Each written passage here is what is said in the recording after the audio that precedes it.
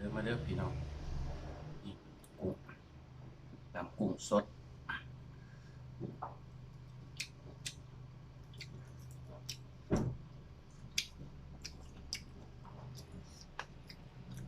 ยังแพงกุ้งกระโลด85พี่น้องแพงตายและสิอยู่เวียงได้บ่เนาะ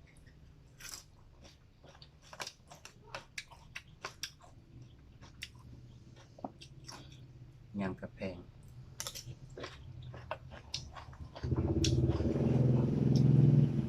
ความลับใช้หมักทั่วกับมะเขือ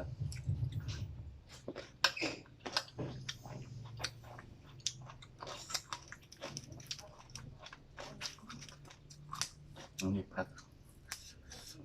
กระถินน้ำบ่คือผักกระถินนี่แหละแซ่บพันกับกุ้งตัวใหญ่หลายพี่น้อง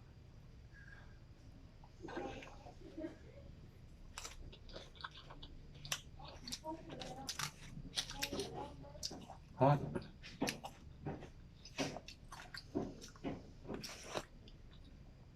ประหยัดค่าไฟแล้วก็เลยเปิดไปเปิดพัดลม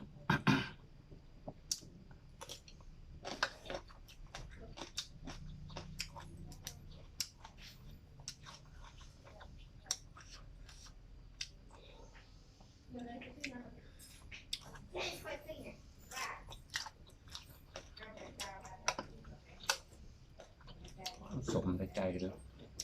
ร่าง3 หน่วยเลย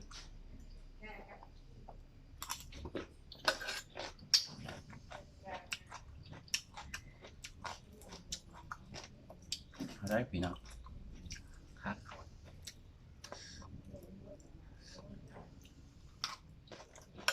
น้ำกับแพงตายครับรอดไปเลย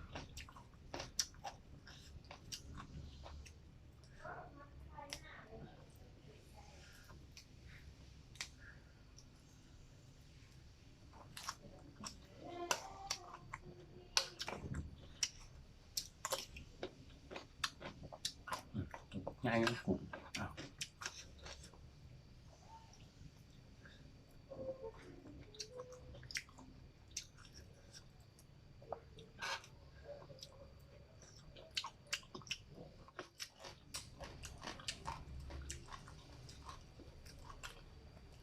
กินกับหอมหลาบแซ่บ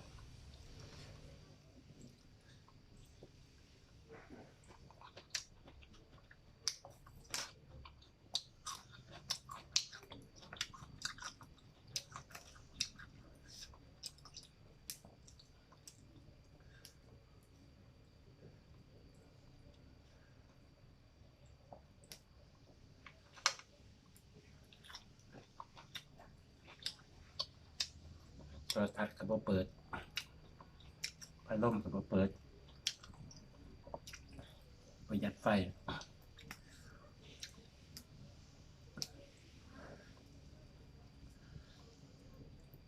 ส่วงวิกฤตพี่น้องเลยถ้าความอยากไปแล้ว